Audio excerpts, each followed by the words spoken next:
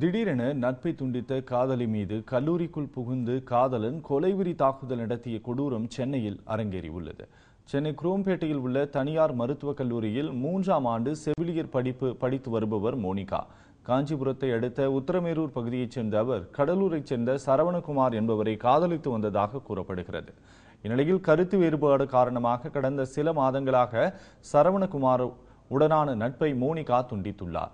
அவருடன் செல்போனில் பேச சரவணகுமார் பல முறை முயன்றுள்ளார். ஆனால் அந்த முயற்சி பலனளிக்கவில்லை. இதனால் ஆத்திரமடைந்த சரவணகுமார் கல்லூரிக்குள் வீச்சரிவாளோடு புகுந்து மோனிகாவை தலை மற்றும் முகத்தில் சரமாரியாக வெட்டியதாக கூறப்படுகிறது. இந்த கொலைவெறி தாக்குதலில் படுகாயமடைந்த மோனிகா தனியார் மருத்துவமனையில் அனுமதிக்கப்பட்டு சிகிச்சை பெற்று வருகிறார். இந்த சம்பவம் குறித்து தகவல் அறிந்ததும் சரவணகுமாரை கைது செய்த போலீசார் அவரிடம் தீவிர விசாரணை நடத்தி வருகின்றனர். காதல் தகராறில் கல்லூரிக்குள் நடந்த இந்த கொலைவெறி தாக்குதல் சம்பவம் சென்னை மக்களை அதிர்ச்சியில் ஆழ்த்தியுள்ளது.